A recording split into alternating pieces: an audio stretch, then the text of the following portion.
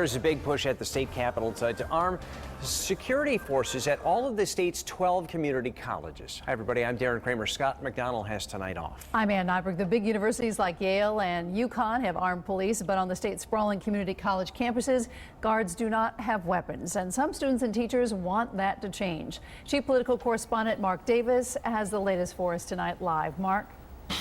Hi, Ann and Darren. Good evening, everyone, from the Hartford Newsroom. We first reported to you back at the beginning of December that the Board of Regents for Higher Education had voted to lift the ban on firearms and to establish special police forces at the community colleges. Now it's up to state lawmakers. What's the language hemisphere?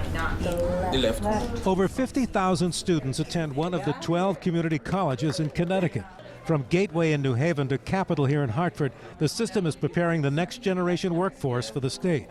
There is a security force at all of the campuses, and many of those security officers are certified former municipal police officers.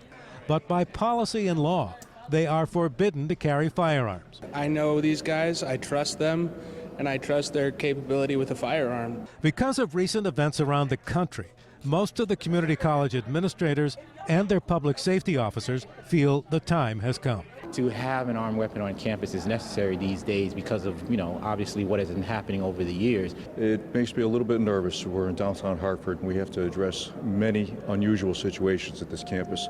Today, the head of the community college system told state lawmakers that students on all the campuses are saying they don't feel safe and that the cost would be minimal. We have to balance the cost of providing the training and the officer with the cost of providing safety to our students.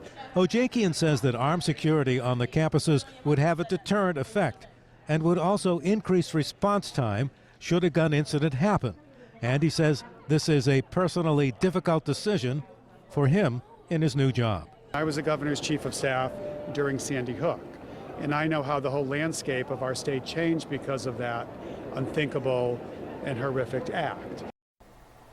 Now, the special committee that spent months and months probing the aftermath of the Sandy Hook tragedy concluded that it might be impossible to prevent all shootings, but that with quick response, fewer lives would be lost.